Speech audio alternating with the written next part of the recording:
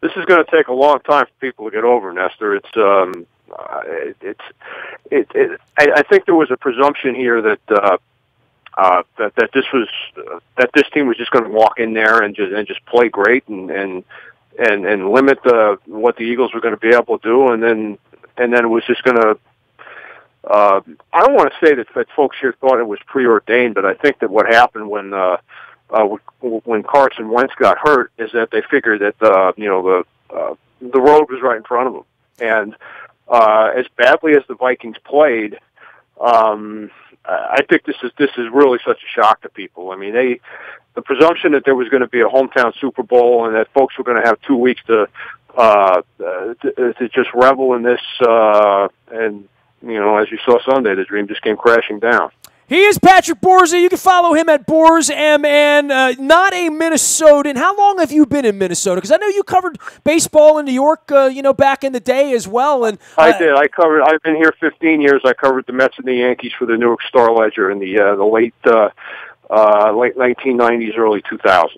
Well, and from a local Minnesota perspective, having been there most of this century, freezing, I'm presuming, and I'll be making plenty of cold jokes coming out there.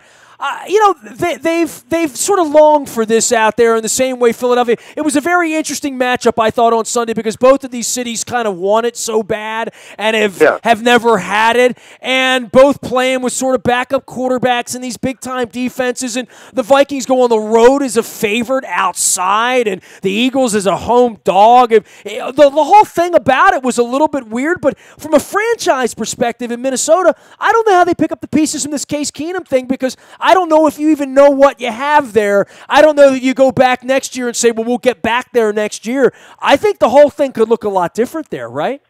It's possible, and you could say that with almost any NFL team, because the thing that helps them is that their defense is so solid. There's really no rational explanation for how badly they played on Sunday. But the thing is that the bones of that defense is really, really good. And they've signed some of their key players to long-term deals. So the defense is still going to look the same next year as it is. The question is going to be who's going to be the quarterback. Which one of these guys do you keep? How do you fix the offensive line? Because one thing that didn't get a whole lot of attention is that the fact that they've been rotated through a bunch of different linemen because of injuries and, in some cases, ineffectiveness. What's that going to look like? Their receivers are really good. Again, there's really not only is there really no rational explanation for how badly the defense played, but just how badly the offense played. They had that great first drive, and then they did nothing the rest of the game. And it's hard with Keenan because he really, he's started here and there for a couple of teams, but, when you look at him, he doesn't have it's not like he's been a starter for 6 years. Do you really know what you have with this guy? And do you trust him going forward? That's probably the key question that these guys are going to have to answer in the offseason. Well, and it's a really difficult thing, I think, for a lot of teams in this league. Now, the Kansas City Chiefs have held on to Alex Smith and the perception of him being a middling quarterback despite being a number 1 overall and game manager and all those other insults that no quarterback ever wants to hear.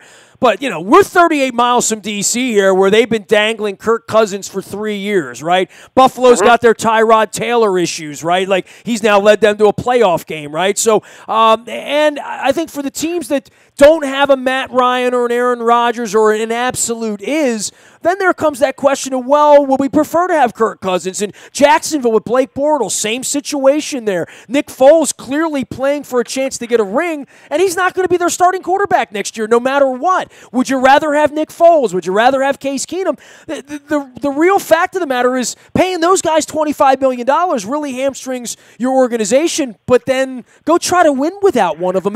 What Zimmer did there in Minnesota through 3 quarterbacks now, and all we're going to hear about the next 8 weeks, 10 weeks leading up to the NFL draft is you got to have a franchise quarterback. 3 of the 4 teams played without one in my mind over the weekend. Jacksonville might be sniffing around Eli Manning before it's all over with. It really is a weird thing to have these quarterbacks in this year get this far and maybe be given the Trent Dilfer treatment, for lack of a better expression. Yeah, and there's one more wrinkle to keep in mind with the Vikings. Pat Schumer is he's not going to be here next year. He's and how much of this Vikings offense was his? Is a different offensive coordinator? Can a different offensive coordinator do the same thing?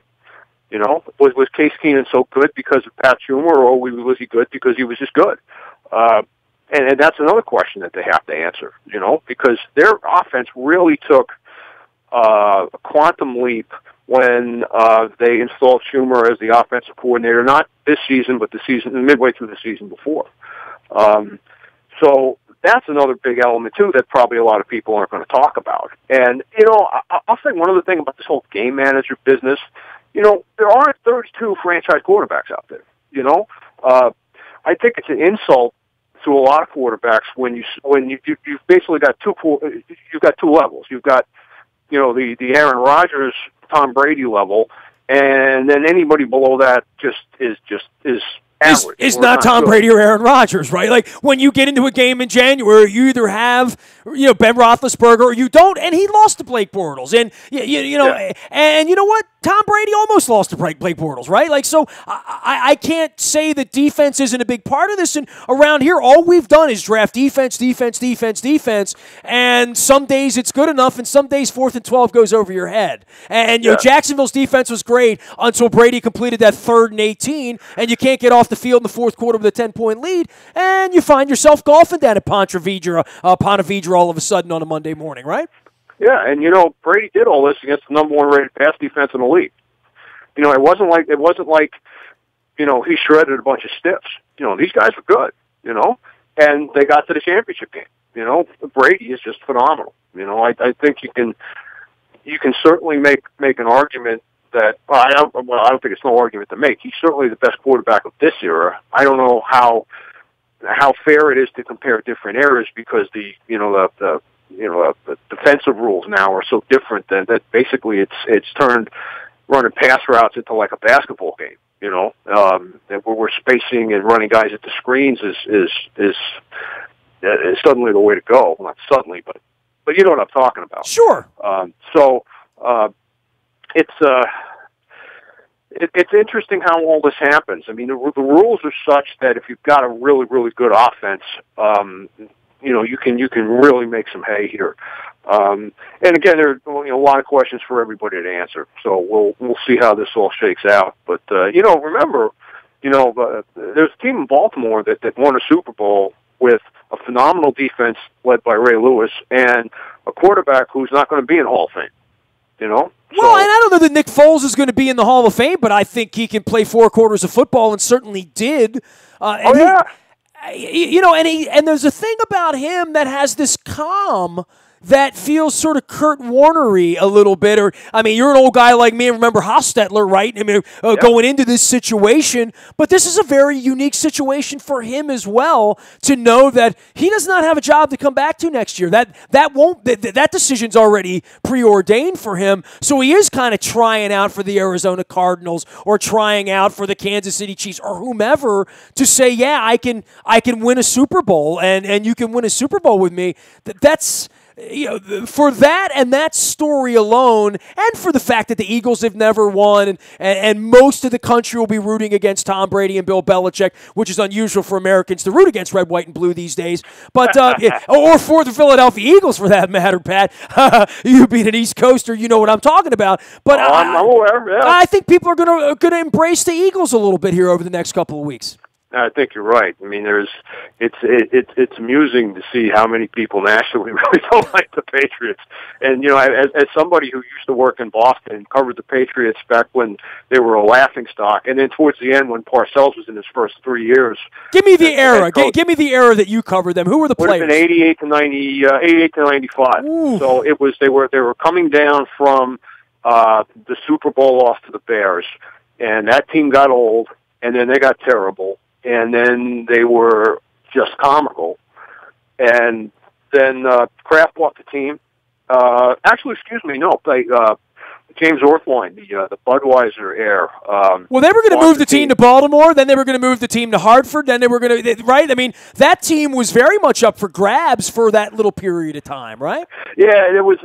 I think a lot of that came later because Kraft was trying to get a stadium out of the state legislature in Massachusetts, and ended up failing, which is why they built his own stadium on his own land down in Foxborough. Well, Pat, we were trying to steal a team here for 13 years, and the Patriots were one of the teams playing in old Schaefer Stadium for about 12,000 people. I mean, you talk about the worst stadium in the league. We laugh at Oakland now. My God. I mean, even in 1992, that was the worst stadium in the league for a generation.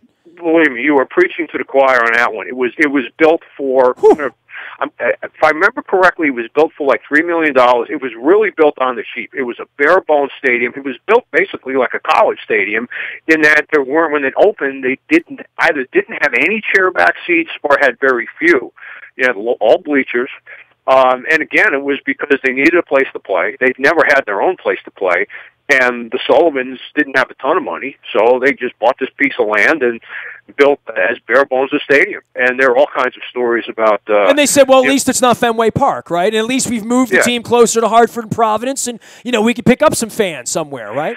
Right, yeah, and the location is actually pretty good. If anybody who's ever tried to drive in downtown Boston is grateful that the football stadium is out there. So, getting back and forth on Route 1, which was essentially a 2-lane road each way, was never a lot of fun. Though, I tell you what, when the team was bad and they were only drawing like 25,000 people, in the late 80s or early 90s, getting in and out of there was kind of a breeze. And then when they got good again, then all of a sudden the traffic became a problem. But, he is Pat Borzi. He's Borz MN. That's BORZMN. He's a contributing writer at the New York Times and ESPNW, as well as out in Minnesota, where we're going to be broadcasting next week at MinnPost. You can follow him out on Twitter. And, of course, we're going to be out at the Mall of America doing 9 days and 5 days of broadcasting. Probably, what do they do? They eat fish out there, right? And they have lots of craft beers. They put the cheeseburger into the bacon into the cheeseburgers out there. So I'm going to have some fun. Give me a little Minnesota spirit, despite the fact that this is going to be a downer. I would think that if you flew into Baltimore 5 days after we lost an AFC Championship game and we're hosting a Super Bowl, the mood would be a little different. So I'm expecting somber to some degree, but I do want to have a little bit of fun out there before these Eagle Cretans come in from the East Coast and wreck your place for 4 days. Listen to you. Well, it's true, right? I mean, come on.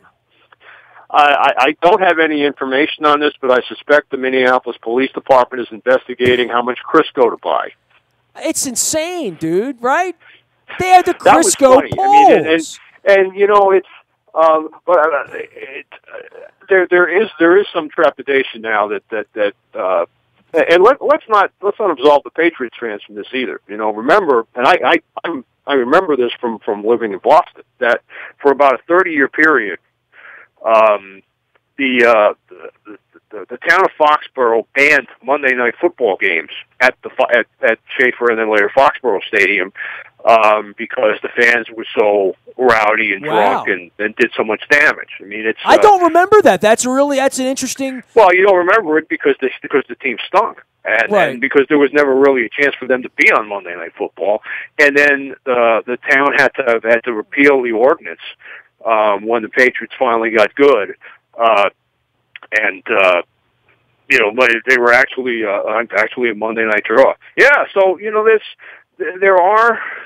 And, see, this is the other thing with the NFL, too. I mean, you don't really have this at college football games, and probably because college football games, a lot of them start at noon.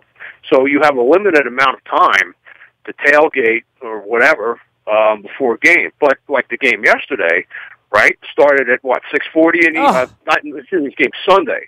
I'm getting my days confused now. This is... a late afternoon start. And good weather, really good weather. Weather where you would go out at 9 o'clock in the morning and make a complete ass of yourself, and plenty of people in Philadelphia are happy to do that. What he said, yes. Well, I mean, look, man, I'm 90 miles away, and we'll talk about it this week, next week. Everybody here is going to be rooting for Jim Schwartz and Torrey Smith. Every one of us have had a bad experience if you've ever been to a sporting event in Philadelphia. I was an Eagles season ticket holder back during the Buddy Ryan and the Rich Kotite Gang Green, Cunningham days. Sat in section, said, well, we didn't have a football team here, Pat. So my buddy Russ Letcher and I put some season ticket books together and went up there. I went to 5 or 6 games. I was actually an Oiler fan.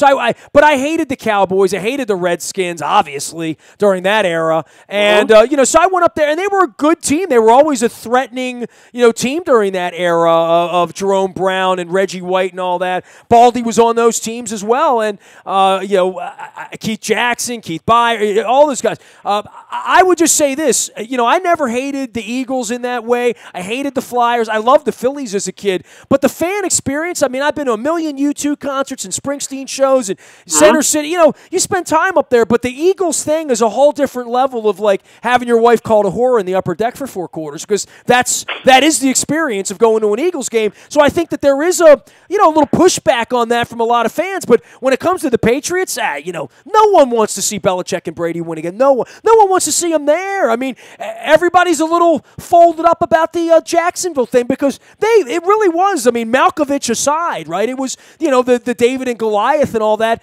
It made for a fun afternoon that Tom Brady might get beat, right? I mean, I don't want to see a 38-7 game. I was watching that fourth quarter, and I start thinking about, what kind of Jacksonville stories can we write if they manage to hold this on? And then, then Amendola starts running around, and then he starts completing passes, and then you sit there and you just have this feeling that Tom Brady is going to be Tom Brady again, and it's going to be them. And there's a reason why that offense is so good, and that team is so good, and that guy is the best quarterback of this era. I am amazed. I am amazed that a guy 40 years old can still do what he does. It's really surprising, and but I also hear what you're saying too. I mean, nationally, people are tired of these guys, and they want to see somebody else. And we're kind of fans, right? I mean, we always want to see the underdog win. We always want to see the big dog knocked off. And we didn't get that Sunday. So, hey, but I want to talk to you about, if you really want to serious about talking about food, I can give you a couple of things about Minneapolis. Yeah, give me some Minneapolis advice here, and I'm assuming the locals will still come out and participate in all this. Locals stand a better chance of making it when it's 10 degrees than I do. I mean, for me, I'll be like, it's kind of warm here in the hotel, and the beer's right over there. Yeah, well, you're right. You're right about there being a really good craft beer scene, craft beer scene here. Yeah. Whether you're talking about Indeed Brewery or and Summit was actually out of St. Paul was actually the front runner in all this. We can talk about that some more. You allude to a cheeseburger, and what it actually is, it's something called a Juicy Lucy. What it is it's 2 patties slapped together with cheese in the middle. And what happens is that it gets cooked and the cheese in the middle melts, so it's kind of molten. There's a trick to this. Now, you're going to go to either Matt's Bar or the 5-8 Club, which are the 2 places that are basically. I got to take notes here now. Hold on here. Let me get my documents out here now. So so Juicy Lucy. See, I've seen that on the Guy Fieri thing, right? Like, he's done the Juicy Lucy thing, right? Yeah. Now, here's the thing, and this is a good tip for anybody that wants to come out here and try this stuff. When I've told anybody they should go to Target Field for a baseball game in the summer, because I love Minneapolis. So I'm going to freeze my ass off. We don't have a lot of Ravens fans coming out next week, but I want to do a little Minneapolis travelogue for the people that have not. And Coach Billick's going to vouch for this too, with all the lakes and all that. It's a nice place to come in the summertime if you like mosquitoes. Absolutely, it's Minneapolis and St. Paul. Let's the Twin Cities. Let's link them both because they're distinctly different cities in feel and atmosphere. Very much underrated restaurant town, very much an underrated craft beer town, okay? I want to finish one thing about the Juicy Lucy's that are important. When you bite into one of these, this isn't like biting into, any other hamburger you've ever had. You have to nibble a little bit on the edge. And the reason is, and then let the molten cheese drip out, because if you just go and just take a big bite in the middle of it, the molten cheese will drip right down your chin and burn it. Okay. All right. That's the penalty for being a hog. Is my waitress going to give me this kind of advice on the inside, or let me sit there and suffer, make a fool of myself, and have a burned tongue? It depends how nice you are. Okay. If you're nice to them when they show up, she'll absolutely walk you through on how to do it. If you show up and you treat her badly, if you're rude to her, she's just going to let you scream. You're in New York. I'm Minnesota nice. I'll be Minnesota nice next week. How about that? Well, then you're cool. I'll tell you what. I would say one other thing. People here, for the most part, are very nice to tourists. All right. This isn't like going to some other cities where they're a little gruff. So they'll treat you like you treat them. If you're the person that goes in the restaurant and bosses the wait staff around, don't expect a whole lot of help. You become a nicer person living in Minnesota, right? Like that, you know what I mean? Yeah, you become a nicer person living in Minnesota. Absolutely. Yeah, we'll see that. We could all use a little bit of that with our 5 degrees. So give me the burger places here, because Luke loves himself a cheeseburger now. I want to give Luke a special experience out there. I'm going to freeze him out. Yeah, well, the Juicy Lucy's are the two places for that are Matt's Bar and a place called the 5-8 Club. Both of them are in South Minneapolis. They're between the downtown and the Mall of America. Perfect. But there are quite a few brew pubs and even some nicer restaurants that can do a real nice cheeseburger. All right, man. Well, and it's like a lot of places where they come up with the ground beef that's maybe a mix of bison and some other things that are really higher end. So you can't really go wrong with that. And then the fish that you talk about, walleye, is the local is probably the Minnesota specialty. It's freshwater fish. Okay, catching the lakes. Now, sometimes you can. It's also very popular in Canada. Okay, so that when you go here, when you go to a restaurant here, and a lot of places have a walleye sandwich. And that's the indigenous fish that you want to get here. Okay. Well, we have crab cakes here, but I'm sure you're aware of that. So, well, I love crab cakes. Yeah, it's and I always order the crab cakes when I go to Baltimore. No question, it's an automatic. Pat Borzi joining us here. He is Borz MN. He has been a lot of places and covered a lot of baseball teams as well as football teams. He's a contributing writer at the New York Times as well as ESPNW, now out at MinnPost, living in the Twin Cities where we will be next week. I'm looking for all of my tour guides to come together before the Eagles fans get there and wreck everything. Luke and I will be there beginning on Sunday, broadcasting from the Mall of America and from Radio Row. I am releasing chapters from Purple Rain 2 out online each and every day in the Buy a Toyota Audio Vault, as well as in our morning newspaper, all brought to you by Planet Fitness, where it is still $10 a month, never any commitment here in 2018. Pat, I tell you what, I want to give you a chance to talk about baseball offseason, because I know you're a baseball guy as well. Sure. This sort of collusive sort of activity, speaking of Minnesota and Mr. McPhail and collusion 30 years ago and all that stuff, this has been a really weird baseball offseason in a lot of places where money's not being spent and the sniffer's going up for, you talk about walleye, maybe a 3-month-old stinky fish walleye, because baseball's not spending money right now, and it's throughout the industry, and I think there's going to be a real fissure here with the Players Association. Last time this happened, Marvin Miller and Don Fehr didn't like it. Right. Yeah.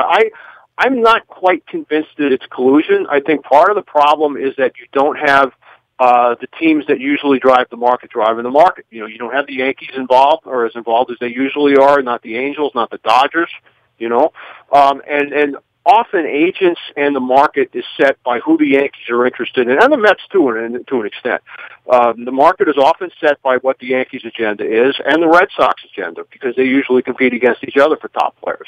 When those guys are sitting it out, suddenly, you have more and more teams that are deciding that, well, like doing what the Pirates are doing, which is breaking up the band. That's just not good, Well, it's one thing for the Marlins to break up the band, right? But when they stink, it's different when, the people have bought into these players, right? Yeah, and, keep in mind, too, what's going on in the last 5 years? Teams that don't think that they're in it at the trade deadline dump players too. I mean, it's probably not a surprise that the markets ended up like this. But again, I really think that because the Yankees and the Dodgers are pretty much sitting it out. I think that now you have. It's like anything else, when you have the usual alpha dogs are suddenly not there, and you have people that aren't used to driving the market. What do? Then you get a market that's like this, and I think there's also a lot of trepidation with the pitchers out there. I mean, you think about probably the worst investment you can make if you're the general manager of a ball club is a 5 or 6 or 7 year contract on a pitcher, because at least 2 of those years, and maybe 3 or 4, the guy's going to be hurt. And you're essentially paying for past performance rather than what the guy's going to give you. And it's become more and more apparent to teams that if you don't develop your own pitching, at least some of your own pitching, it's so expensive to go get it. I mean, look what some of these relievers are getting now. Guys who aren't even closers. It's gotten to the point now where I think that teams have become perhaps understandably reluctant to go with the kind of contracts that an Arrieta or Darvish are going to command. But the other option here is to not have a number 3 or number 4 or number 5 starter, which is where we are right now. And the old man doesn't want to have another Ubaldo Jimenez. None of us do. But they haven't even been in the market for their version of Kevin Millwood or Doug Drabeck at the end. At this point, trying to find some Doug Fister to come in and give him $10 million to try to get him to a 5.5 ERA and take the ball 26 times during we're 4 weeks out on spring training and don't have anyone to start on Wednesday, literally. Yeah, and keep in mind also how baseball's evolved. I mean, it's now become probably more than ever. It's become a bullpen game. All you need is 5 innings out of your starter, and if you load up on the back end of the bullpen, you can find a lot of teams probably think that they can find a guy to go 5 innings, which they can't because starting pitching is so scarce. It's really kind of head-scratching when you look at it, and you wonder why games take so darn long. I mean, there are a zillion things that are involved, but one of them is when you have a starting pitcher that only goes 5 innings, and yet now those guys that you're talking about, those are all great examples. A Drabeck, a Millwood, guys like that. Guys like that who are at least a number 3. All of a sudden, these guys, you have to pay them what would have been started, it would have been number 1 money 5 years ago. And I think that when you look around, I think teams are going, oh, wait a second, do we have somebody in our organization that can go 5 innings? And then maybe you do, but a lot of teams don't. Well, it's real easy to say here at least, well, run the white flag up and just say, well, Houston, quit on some things and they went young and they stopped spending money and look at the Yankees. The big bad Yankees, we can't compete with them anyway. I mean, we lived with that for 10 years where, well, we're not good enough anyway, so why bother signing Machado, right? I mean, it's kind of insane, but, we have an insane owner here. We're in a whole different place. But I think around the sport, to see the Yankees load up like this, it's very demoralizing here, Toronto, Tampa, and anywhere else where you don't want to see the competitive balance to get out of whack. And I guess to your point, watching the Patriots fans come in this week, who the hell from New England wants to go out where it's 5 degrees to Minnesota to see the Patriots win a 6th Super Bowl, right? I would think it's going to be 92% Eagles fans just because the Patriots fans seem a little bored with it. And, that's very possible, too, because it happens with any team that wins a lot. Folks don't remember this, and I'm too young to remember this, but just from reading about it, is that, when the Yankees were in that long dynastic run, when they were in the late 50s going to 1960, and even into the early 1960s, they weren't selling out their World Series games. I mean, it was close. They were only maybe, 1,000 or 2,000 short, but they weren't selling it out. Because because their fan base was kind of bored with it. They were expecting them to win. And, remember when the Braves were on that big run where they were winning all those division titles, their first-round playoff games, they had no chance selling those games out because people were saving their money for later rounds, thinking that the team was going to be there. And, that is an interesting point. I'm very curious to see what the percentage of Eagles fans, the Patriots fans showing up here are. because of tickets. Have you seen how expensive the tickets are? Oh, I'm not. Forget about the face value. I mean, just on the secondary market, it's gotten completely ridiculous. Well, and then after you win, you go out in the cold, and the poles are too cold to go up without the Crisco. You know, what Eagles fan wants to climb a pole with 5 below? I would imagine. See, also keep in mind too that because it's two cold weather teams that are outdoors, I can't imagine those guys are going to be afraid of cold weather. Now, if we were, maybe talking about fans from a warmer area of the country, perhaps, but we're still talking about a pretty big expense. And Minneapolis and St. Paul, a lot of people don't know very much about this place, other than what they put on the Mary Tyler Moore Show. They just figure it's cold 12 months a year, which is not true. It's actually very nice here. It's a wonderful place to be from about April to November, which a lot of people don't realize because they figure that the place is covered by a glacier 12 months a year. So I'm interested to see, whether it's mostly Eagle fans, mostly Patriots fans, or what it is. But you raise a good point. I mean, Patriots fans rather just stay home and watch the game on the 55-inch flat screen, maybe. Well, I've got the weather forecast. We're going to arrive on Sunday. Forecast right now, daytime high 19. On Monday, 26. Luke and I are going to get out on Tuesday and walk around outside of the mall because it's going to get above freezing for the only time of the week. And then it's supposed to take a nosedive toward the weekend. 25, 18, 17, 17, 16, 2. When it goes, I mean, is there a temperature that frightens you, Pat, living there and being a transplant yourself? -10. -10. That's the. See for me, anything when I say team. You are unlikely to get that while you're here because generally the worst of it is in January. Okay. All right. Well, keep me some walleye and a Juicy Lucy. We'll see you in a couple of days. Always appreciate your visits here and your insights into baseball and all things Twin Cities. And if you think of any other recommendations, toss them my way on the Twitter thing, Pat. No sweat. Appreciate it, Nestor. Thanks a lot, and safe travels here. Pat Borzi, Borz MN, that's BORZMN, at the MinnPost, as well as the New York Times and other places writing about sports out there in the Twin Cities, where Luke and I will be getting there on Sunday and coming hungry and... I may go into hiding when the Eagles fans show up on Thursday and Friday. We shall see. But it'll be a big week out there. We'll be out there live all week long. Also, Purple Rain 2 hitting your email inbox as well through our morning newspaper. All brought to you by Planet Fitness, where it's still $10 a month, never any commitment through 2018. Get some inspiration at Planet of Triumphs. Also brought to you by our friends at Al's Seafood in Essex. I've been getting crabs and crab cakes there since the 1970s. They are the oldest crab house in Baltimore, still at the foot of Stemmers Run and Eastern at 702. See my man Chad, the Crab Man. Give him some love. He lost his pop, Al. We lost Big Al a couple weeks ago here in early 2018. So give a shout-out to our friends there. Give him some love down there at Al's Seafood. You can find me anywhere you travel mobilely on Facebook, Twitter, LinkedIn, Snapchat, Instagram, streaming live on our Facebook as well as our YouTube WNSTV channel. We are WNST.net, AM 1570 and WNST Towson, Baltimore. And we never stop talking Baltimore sports.